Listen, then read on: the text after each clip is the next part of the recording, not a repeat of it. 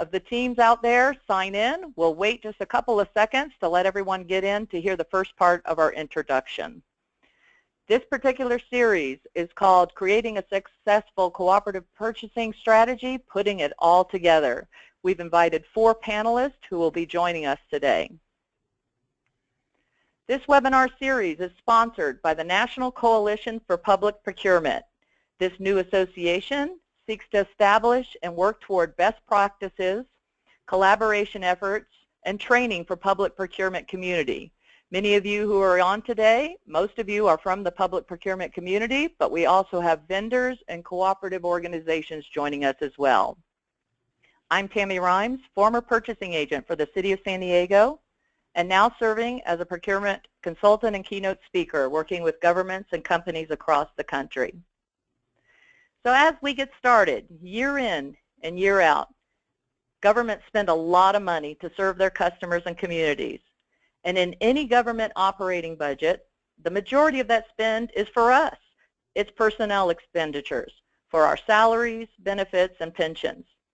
And the second majority of that spend, it goes toward commodities, services, and construction, and all those items that are needed to carry out the mission of our organizations. Basically, it all goes through purchasing.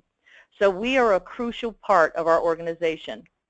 And being such, you would think that our customers would always acknowledge and appreciate our efforts. But we know, unfortunately, that's not always the case. When you ask generically of our customers, what do you think of procurement? They often see us as the slow part of the process, those people who have all those rules and regulations.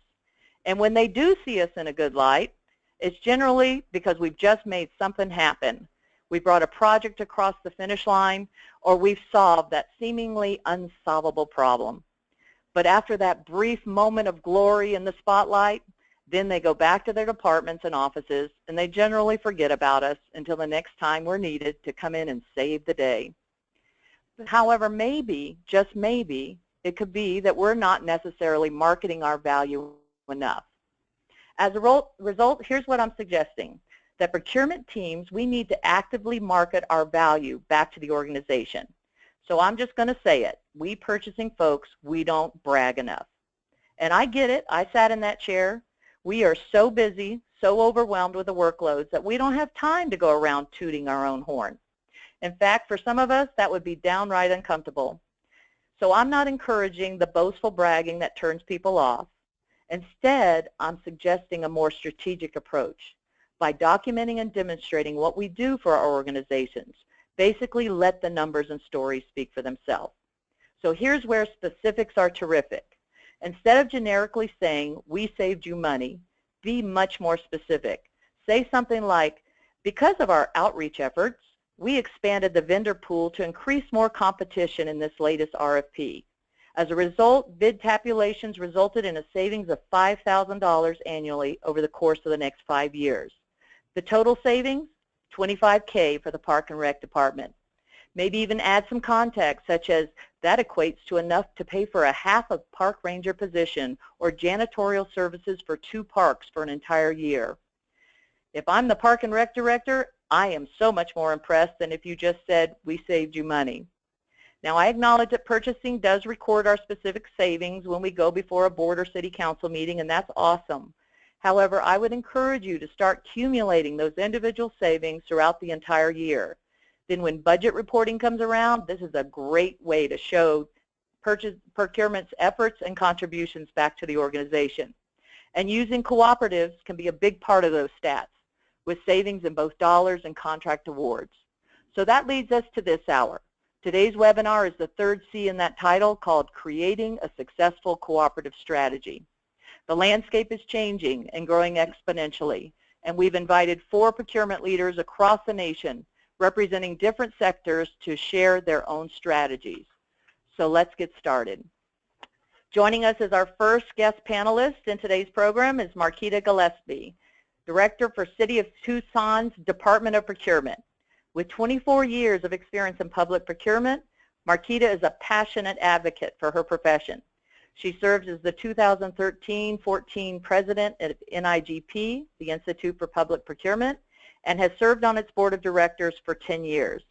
And in 2009, Marcheta was selected as the NIGP Copper Chapter Manager of the Year. Marcheta, thanks for joining us to share your insights with our audience. Glad to be here. Thank you, Tammy. Sure. Well, our procurement teams, we're always faced with ever-increasing demands for our services, and yet they generally don't increase our resources to boot. So we're placed in a position of being reactive rather than proactive during our day-to-day operations. So in approaching the use of cooperative purchasing, how would you suggest that purchasing teams start that process of creating a real cooperative strategy? And you really honed in on the word of being proactive, and I think that's what we have learned over the years. The city of Tucson actually started its cooperative program back in about 2007, and we started really rolling out the program in 2009. So since that time, we have built a very substantial cooperative program, and we have learned a lot. And one of the things that we learned early on is we really had to be intentional about that dialogue about what are we going to be as far as a cooperative program organization, and what does that mean. So we have to be strategic. So we learned that we needed to develop an actual plan and incorporate our cooperative program into our overall strategic procurement plan and really connect it to our own spend analysis program.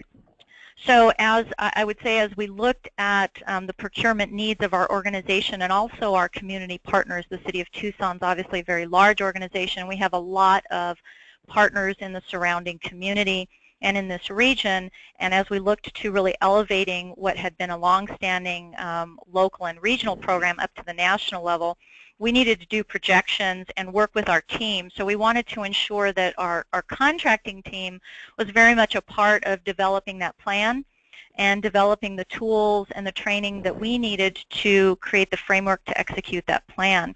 And we needed to be considerate of not only the City of Tucson's needs, which will always be our priority, but how we can incorporate the community needs, our regional partners' needs, into those forecasts, and then looking at the opportunities on a national scale. And of course, as procurement professionals, always being mindful not only of our own local ordinances, but our individual state statutes, considerate of times when we might be spending federal monies, the different funding sources that we have to contend with, and how we can work that into our overall best practices. I've been a very active participant and staunch advocate for the best practices and the principles of procurement that we are developing as a professional community and making sure we incorporate that. So we built a toolkit, and I've seen a number of agencies and also even chapters. The Capital Chapter of Arizona has done a great job also of creating a toolkit that is available for our staff so they know as we move forward and work with our clients in our own organization. We have trained them to have an understanding of when we have opportunities we want to vet to create our own cooperative, when we want to use an existing cooperative, and which cooperatives we are going to use. And as we all know, there's lots of different cooperative organizations that are coming about almost on a monthly basis, it seems, in addition to those long-standing cooperative programs that perhaps a state or a regional group may be hosts of. But we need to make sure that our staff understand when those cooperatives are available to them and when not, and not have to vet those at the moment they're most critically needed. So we have developed that toolkit and incorporated that into our overall strategy, and we also tie that very much to our own budget development for the organization and our revenue strategy. So just to give you a sense of frame of reference, since we put this cooperative program into place back in 2010, really I would say is when it really started growing. In 2016, we're now looking at a revenue generation of $1.4 million based upon the cooperative contracting that the City of Tucson has done. So it is definitely an intentional strategy, and I would say most important is making sure that you as an organization are considerate of your socioeconomic community issues, your resource issues you may face, and also the portfolio that exists out in that market, and making sure that you have an intentional use of cooperatives, not haphazard, and that you're not doing so either based on a reaction to a situation or coercion or that pressure we often get from our clients to use cooperatives. Right, right. So actually that leads into my next question. So for many of us, we're in the start of a fiscal year here in August, and for some it's going to be September or October. Here we are at the beginning of a fiscal year. So in planning ahead for your own new year, is there a formula that you use in deciding whether to bid out a contract that's expiring, or instead let's go research a cooperative that might be a more feasible solution? And that's absolutely another good point of making sure that you have considered that in the approach to your strategic plan. I think all of us on the phone probably can agree that we as organizations have had some tough years. We've had increased demands on finite resources and in many cases have had reduced resources. So we really have to be smart about how we're using those precious resources, and that means investing those resources in the areas that have the greatest return on investment. So as we plan, we need to look at each situation that comes before a contract officer is making sure that they're spending 80% of their time on where they're going to generate the greatest return on the taxpayer's investment. And so if I have a piece of equipment I need to purchase for my organization, it's going to be a one-time purchase. Although I could compete it, really, is that the best investment of my contract officer's time? Or as I look at the cooperative marketplace, am I going to leverage a cooperative and be much more strategic about the purchase? And odds are we're going to use a cooperative in that instance. But conversely, if we have a need for, police vehicles, and I know I'm going to be purchasing police vehicles for the next 2-3 years, and we have a sizable expenditure, and then I look at my community partners and know they also have a need, and I see in the market that there's not very aggressive cooperatives, then I'm going to pursue that as a conversation with a cooperative partner, and I'm going to have some conversation with the supplier community to see if that really is the best solution for the city of Tucson. Right. And so I think it is situation specific often. We have purchases that come about where we have some unique needs, and those might not be as conducive to using a cooperative. But in this day and age, there are so many cooperatives out there and so many cooperative contracts. I really feel like many organizations are missing opportunities to make better use of their resources. For the city, I know that often we look at what's available in our local community because we are very mindful of the impact of the big national cooperatives perhaps on small and local businesses, and so we want to balance those. But if I'm going to go buy a helicopter, there's odds are that no one's in my community that's building helicopters. Right. So I really need to decide, is this something I'm going to go invest my own resources in, or is there a great cooperative that exists out there in that marketplace that is a much better return of investment? You're right, and you tend to be at the leading edge, the city of Tucson, and we've actually had a couple of people ask a question. You mentioned your toolkit. Is that something that is publishable? Is that something that you can offer or to share with others, or is it a checklist, or is it something that can be? I guess others are saying, can we see her toolkit? Yes, for a price. No, I'm just kidding.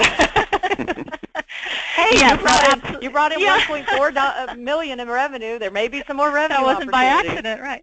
No, I absolutely am happy to share that, and I'm really going to give, and I hope that someone perhaps is on the phone listening to this. I'm going to give credit to, again, that Capital chapter here in Arizona, because they had a group that was pulled together. Bill Munch, a good friend of mine and colleague up in the Phoenix area, worked to put together a toolkit, and we actually used that toolkit to develop a customized one for Tucson.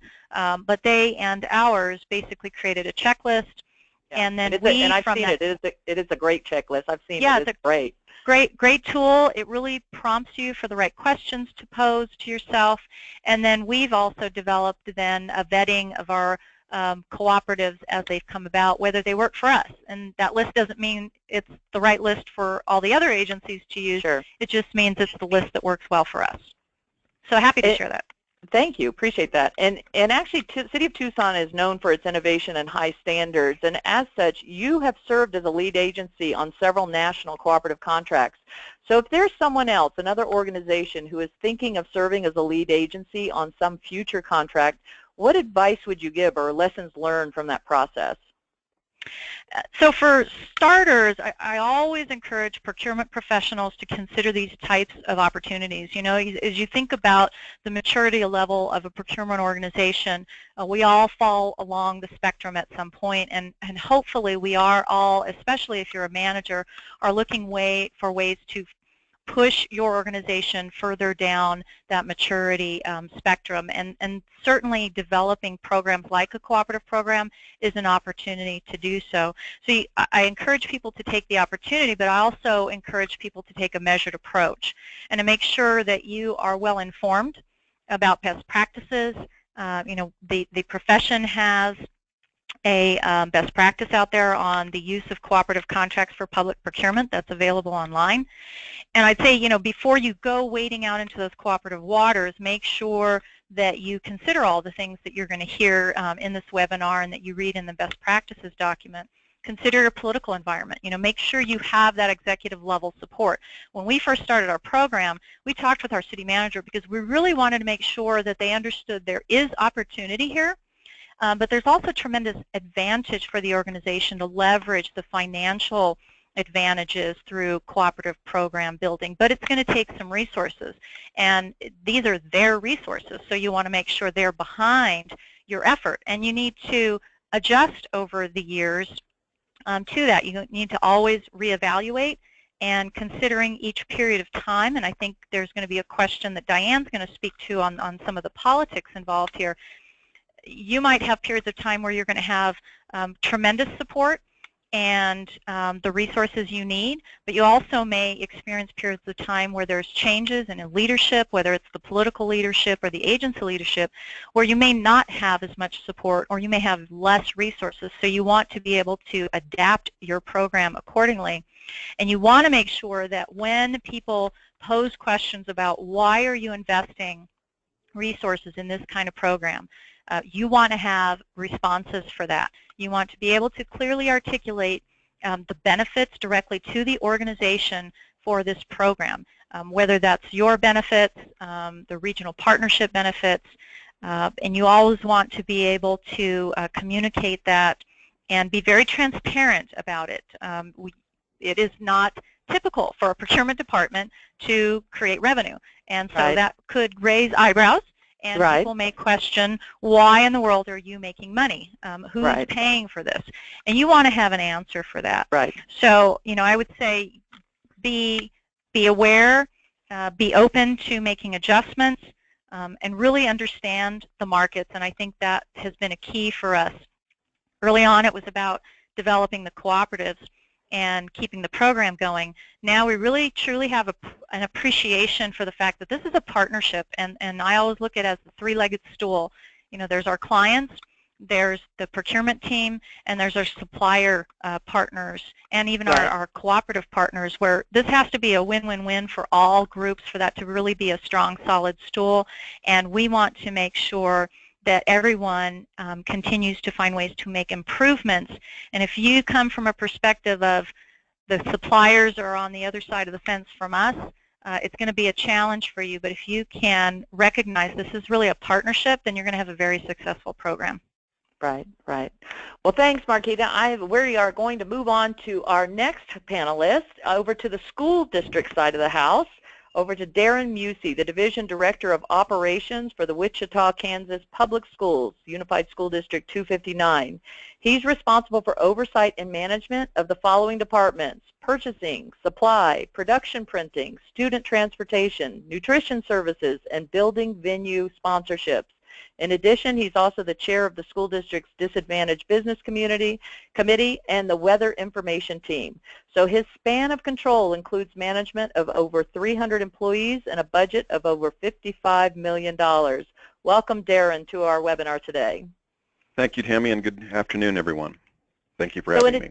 You're welcome. And in addition to your purchasing role, you've also served on the board and committees for a couple of national cooperatives. So what have you seen in the way of changes within this industry in recent years? That's a really good question. And I think, if anything, and the simple part of this, and Marcheta hit on this as well, that we go from, okay, what the heck is this? Who are these organizations? Who are these people? How do they exist?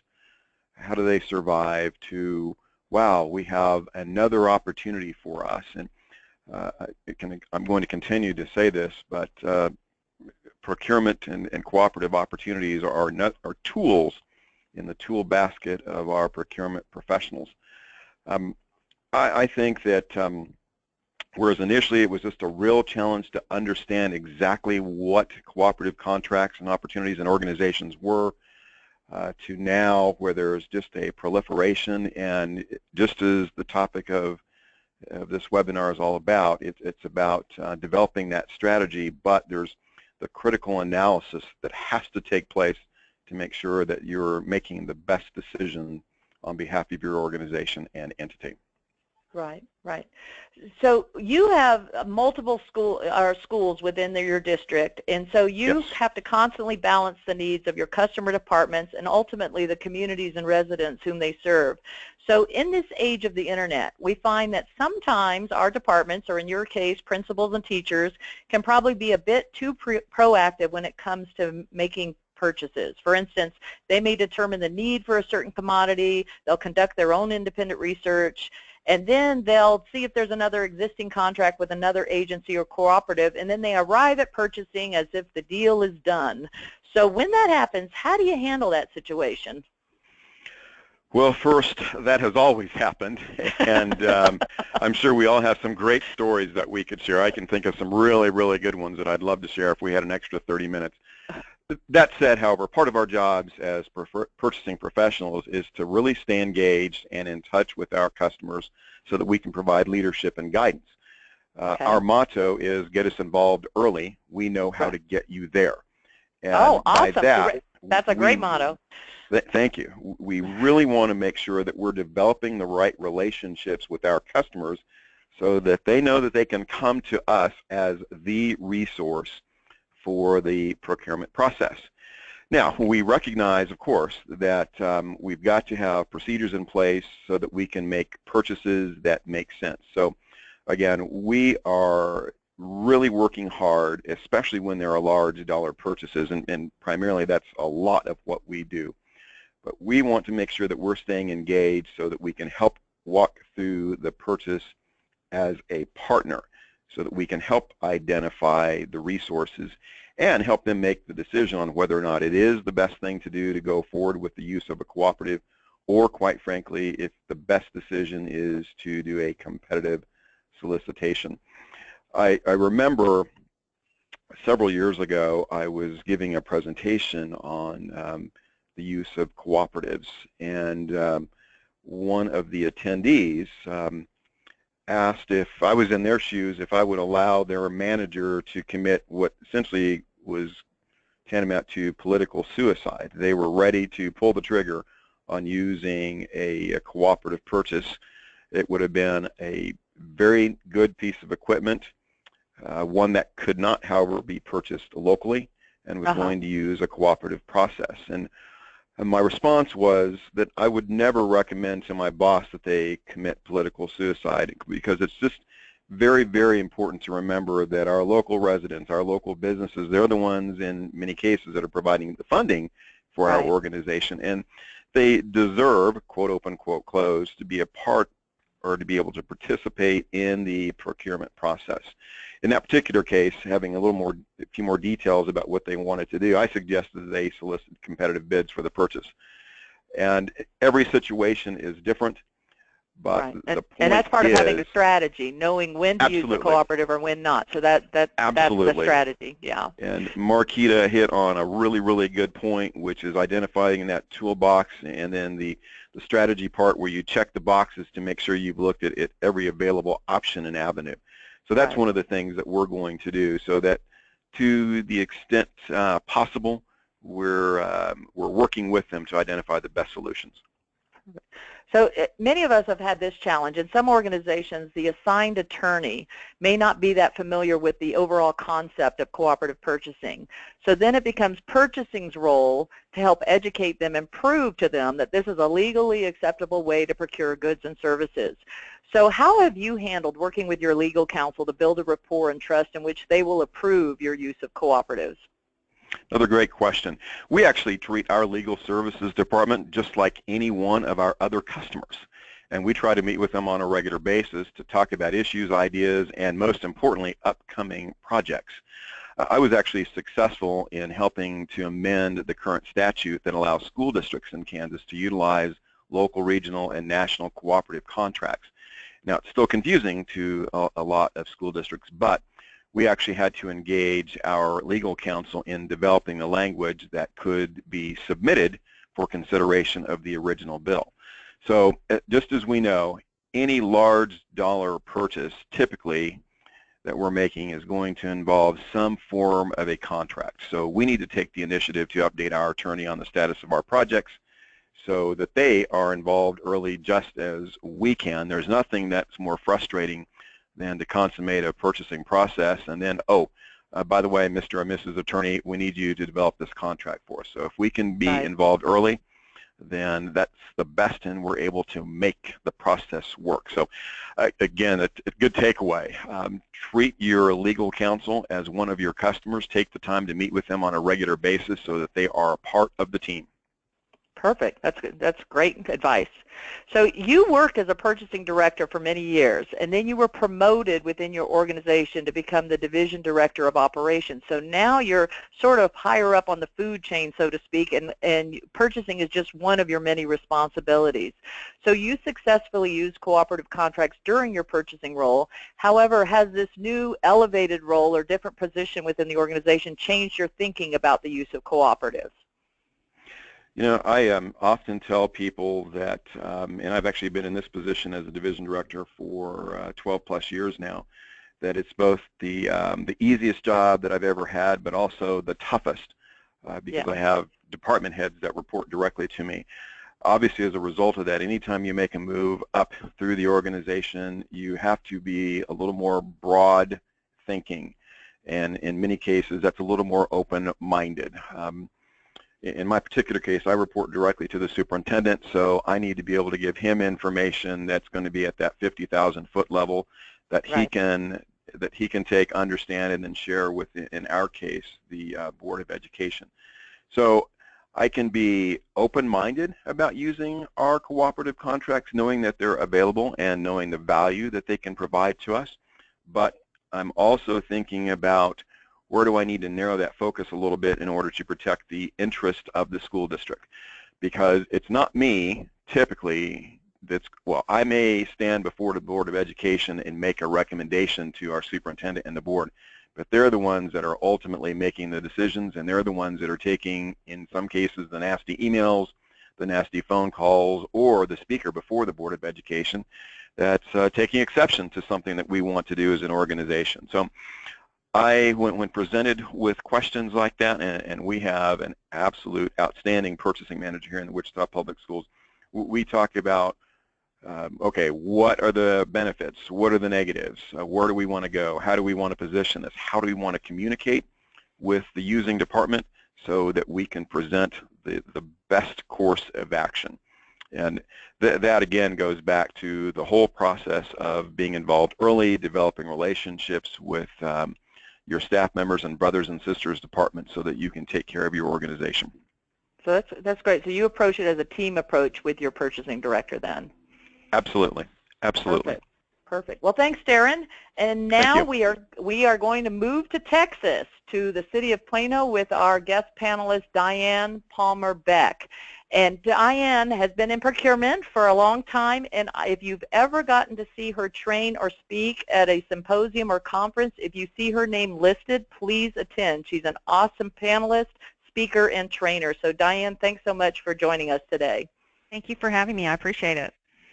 So in your city government and as a longtime manager, you have used all types of cooperative contracts. So I've got kind of a double question for you.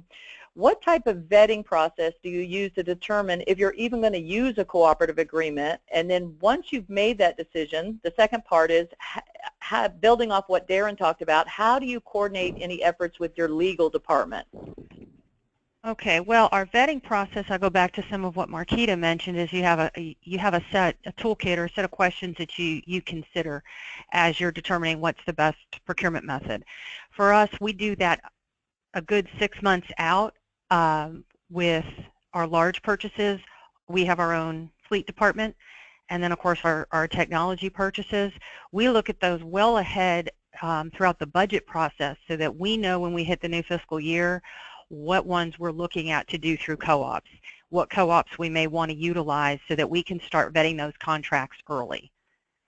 So we work with our legal department early on to look at those contracts. We take a really deep dive into that in the procurement department because although statute allows us to use another entity's or a cooperative entity's contract, as long as it meets their legal requirements, so we make sure that they're meeting statute just the way we would make sure we're meeting our own statute. Then we vet that down through legal after that happens, make sure that they have no concerns with it. Can we use that contract? A lot of times our legal department will want to put their own cover contract on that represents the city of Plano specifically. So some vendors will accept that and some won't. That may go down to a decision-making point for the city to say this particular co-op vendor will not allow us to use our Plano cover contract, therefore we're going to go with one that will allow it. Right. So it's very much in partnership with our legal department and our end users. We're looking at what their needs are. One of the other things we also do, one of the basics of our procurement policy is to compete whether the item is subject to the competitive bid law or not. So we compete within the co-ops. Sometimes we'll go out for an open market bid with a stipulation telling the vendors we reserve the right to compare your contract bid against a cooperative contract. That's a great point you just made. In fact, that was a question asked at, I think in our webinar one, someone asked, would that be legal? And I think you're making the point it is legal, and particularly if you put it up front in your contract documents. And that's why we do that. Everybody then has the same information. They don't feel like they've been cheated. They understood, hey, I'm competing against open market. I'm competing against a co-op. In some cases, those bidders will bid their co-op price. Right. And then use, because they do know at times if they can't enter into that written contract with Plano, they're better off going and bidding separately, but still bidding that same co-op price to enter into a contract directly with us. Okay, so many of our panelists throughout the webinars have mentioned a bake-off, and you kind of alluded to it, where you have companies bring forward their best contract, whether it's another government or cooperative contract, and then you use those pricing to compare them side by side. And one of the benefits is not always having to go through a lengthy bid process, as well as the ability to use an already established contract. So when you conduct one of these bake-offs, so to speak, what criteria is important to you? You know, it's really no different. We don't look at that any different than if we were to do an open market proposal or best value bid. Okay. What is the most important thing to us? Is it a delivery time frame? Sometimes co-ops are so streamlined in the processes because we do need to get something in quickly. So the delivery time may be more important. We are big proponents of, you know, saving taxpayer dollars where we can. So our general policy is price can be nothing under 40% of any evaluation for a proposal or best value bid when price is being considered. So it really goes down to the particulars and nuances of the product or service that we're trying to purchase. So it's kind of a case-by-case basis. It is, and we treat it the same. We have the same type of a pre-acquisition meeting with our stakeholders, whether it's a co-op contract or we're going to go out for bid or it's an informal quote process. What's important to you? What are we trying to accomplish? How soon do we need to accomplish it? Where are your budgetary dollars? You know, because sometimes they'll come in, they'll say, you know, my budget's tight. I don't think I have enough for it. So price may become more important. Because we've got to get them to sharpen their pencils. So it really does determine, it really is determined on a case-by-case, department-by-department need. Okay. So the City of Plano, very much like my former City of San Diego, is a city manager form of government. So you have an elected mayor and city council. As such, your city council members are elected into and out of office every 4 years. So you are constantly probably in the mode every other year training someone's new staff or a new council member. So how do you introduce those elected officials to the concept of cooperative contracting so it makes it easier when you go forward for approval on city contracts? We actually do, it's more than just the cooperative, it's procurement processes. They're educated through the city management. We're establishing onboarding process for our directors and managers as well as our elected officials so that they understand what it is we're trying to accomplish, how we accomplish it. Our legal department works in concert with us to educate council because they have more of that one-on-one time and discussion points with them. They do rely on us heavily and don't get too much into the weeds of what we do, but we do it. There is an onboarding education process. They actually do that for all departments so that all newly elected officials and new managers and directors in the city understand what our goals are, what we're trying to accomplish, the statutes that are involved, and how that relates back to what they may be approving. Right, right. So we actually had a question come in for you, Diane, so while I've got you here. It's asking, does Diane have a decision tree or a checklist of her process when you're comparing cooperatives? Or is it something tangible, or is it something that you've learned over time? It's really what we've learned over time, and there are checklists that our buyers look at. You know, if it's a school district, who approved it, you know, same thing with the counties or cities. Did their governing body approve it? We look at what was released to the vendors, and then we also ask for what was received by the co-op, because we want to see everything. So we have had instances where some co-ops aren't willing to give us what was released or the bids that weren't awarded for our review. I typically won't utilize those co-ops. Right. So those are it really goes back to what would we do in our normal everyday process, because I want to vet it the same way, because my responsibility and accountability remains the same whether I use a co-op contract or my team does the bid process. Right, right. Well, thank you, Diane. We're going to move on now to the City of New York area, and we'll hope you stay on the line as questions are continuing to come in. So Sergio Paneque, we are inviting him back. He was the lead off for our first webinar back in June.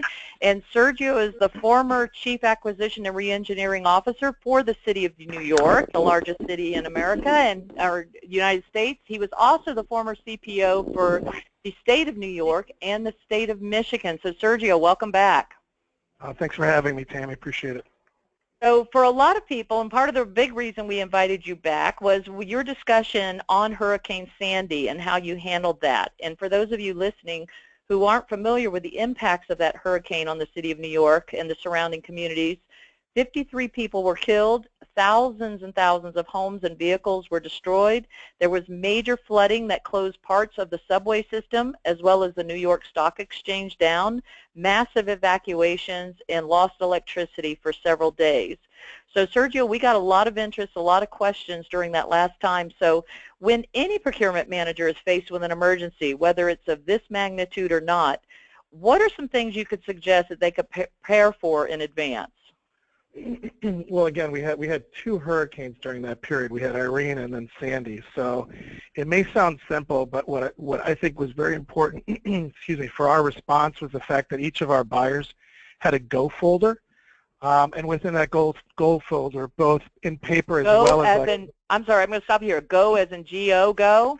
As in go, because you never know when the event's going to hit, and so forth. So we asked buyers to always have that you know, close by. We also had them have it electronically within Dropbox. So in the event that we needed to deploy to other facilities or whatnot, there would also have access. Now within that folder, key documents, obviously in our world, it's about contracts and it's about key contact information for the vendors that are going to help us in responding to the events. And that also includes, you know, any of the cooperative contracts and central cooperative contact information as well. The other thing is when it comes from a preparedness standpoint with that goal folder as well as in advance, is make sure that those vendors that actually have emergency response programs, that the buyers are tied into those individuals that operate those emergency response programs, so that again, when they need to be deployed, time is of the essence, and that has been done in advance. I think the other key part of being prepared from a procurement standpoint is part of your strategic planning process.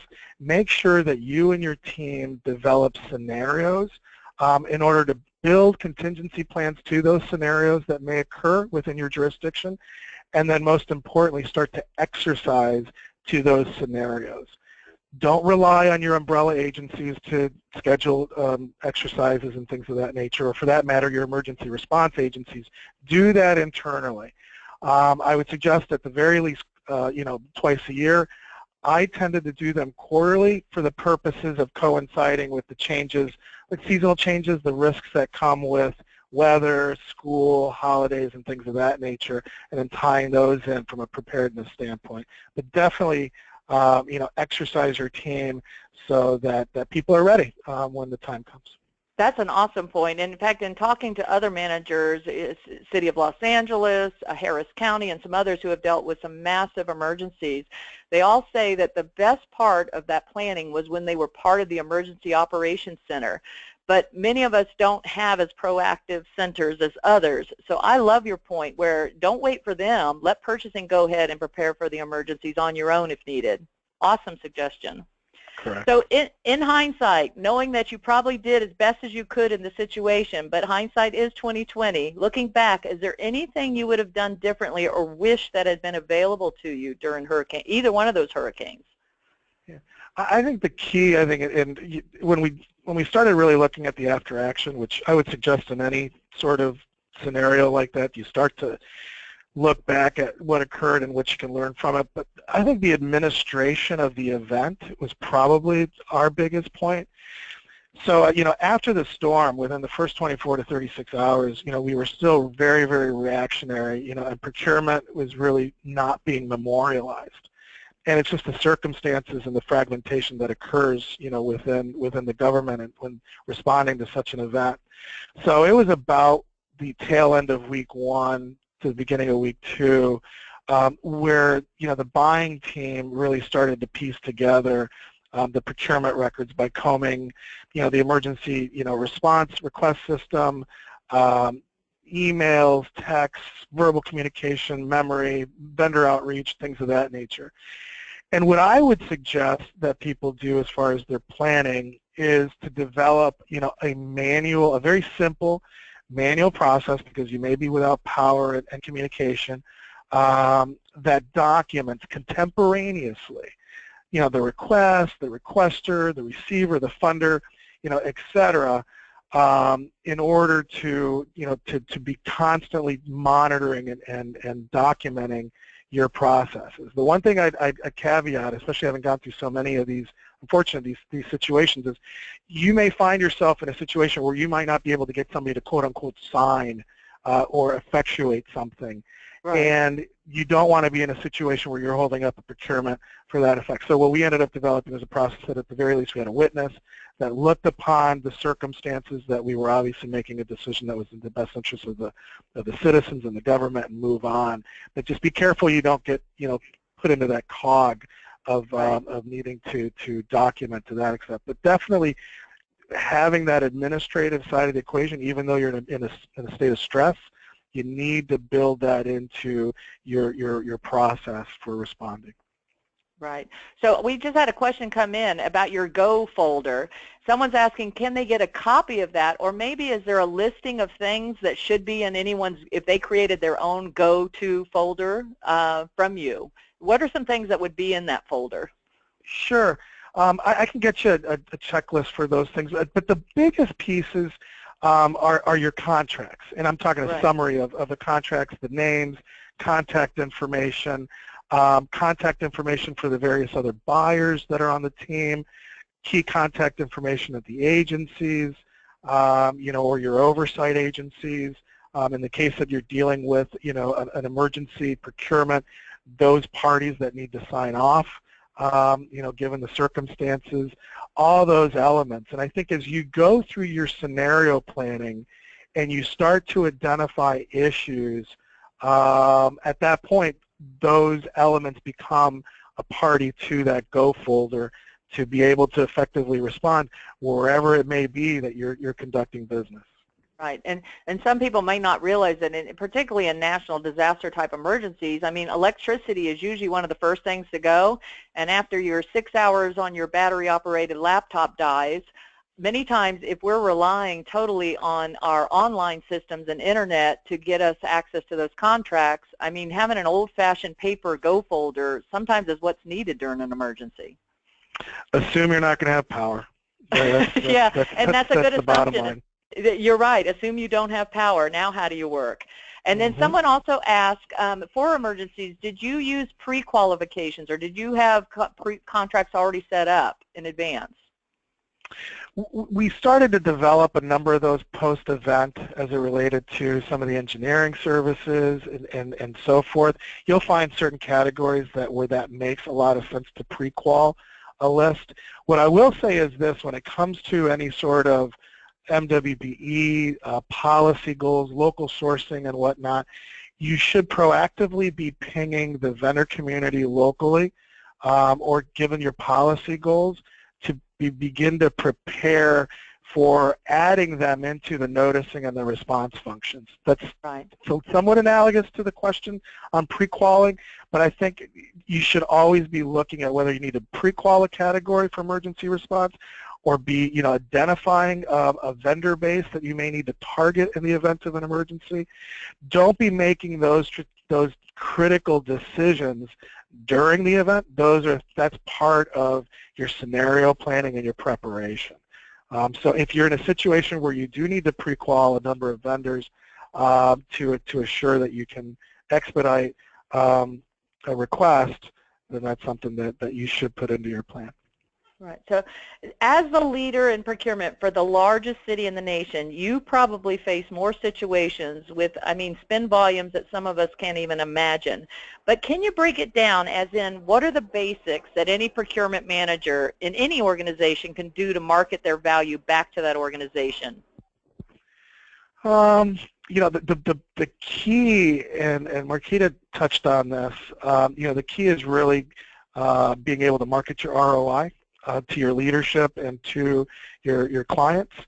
I got to give some credit to Paul Brennan, from former president of NIGP and Rockland County, New York CPO, who introduced to me the ROI productivity statement that provides to compare your investments in procurement with the savings and the efficiencies within the organization. And I think that really helped establish a tool to market to a wide audience the value of procurement.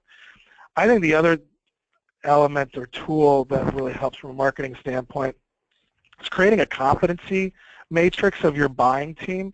The buying team has an amazing amount of knowledge and of expertise, but unfortunately many times the client agencies just are not aware of that. They're either just assigned a particular category of spend or whatnot, but the competency is a different proposition. And I think if you use that to market the organization, and Darren touched on this, to be able to get on the front end of a procurement, people when they see that competency, and especially if they're not tuned into how to go about initiating a procurement for a particular asset or service, they'll look at that matrix as a point of reference, as a point of beginning, and I see that as a means to really market the capacity of the organization.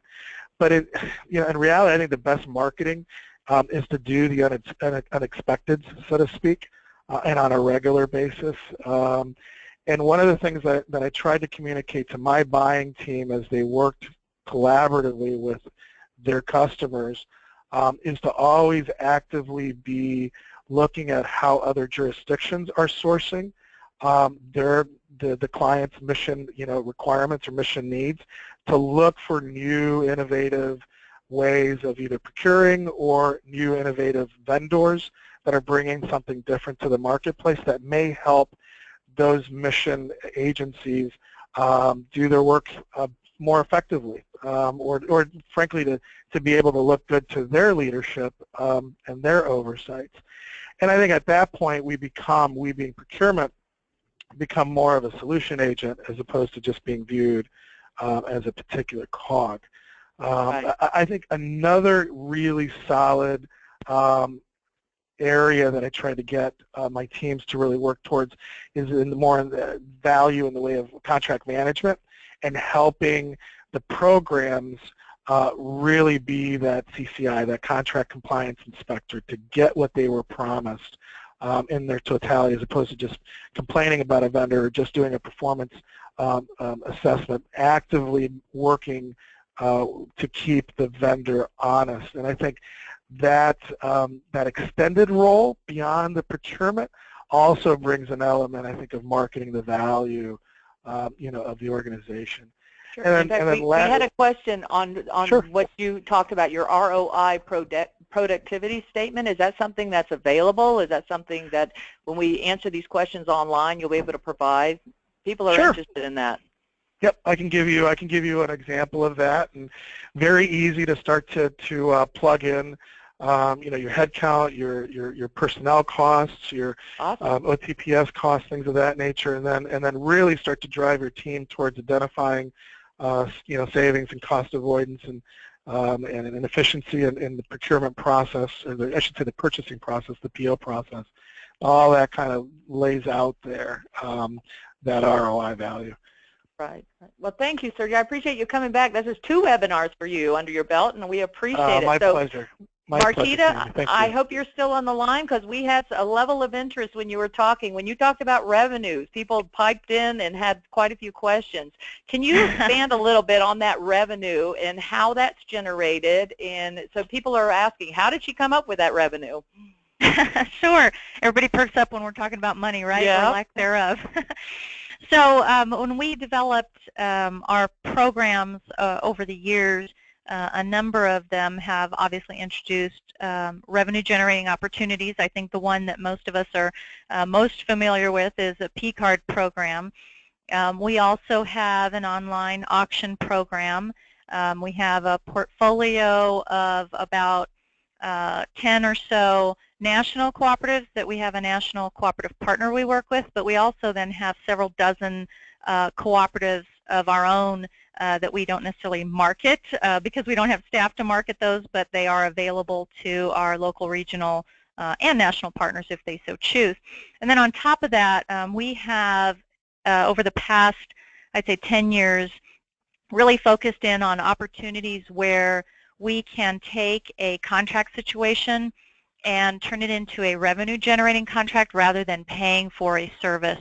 And so whether that is towing services, whether that is scrap metal, whatever service generally that we encounter, we have staff kind of look at, is there a more creative way of contracting where we can share revenue with a provider rather than paying specifically for a service.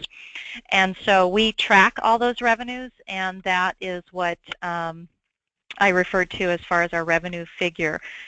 Certainly with the cooperative procurements, you have opportunities to introduce what we refer to as administrative revenue fees. These are not kickbacks. I know that's a word that people might use out there, but again, this goes back to really understanding your cooperative program. There is a value to the supplier community to not invest their own resources and their own money in chasing after solicitations and submitting responses and competing in competitive processes multiple times. And so there's also obviously tremendous value to all parties to bring greater leverage of volume to the table versus the volume of one agency. So all those things have a value, and we negotiate those during the contract, and then for us, those are things that help offset the expenses we incur to manage these programs.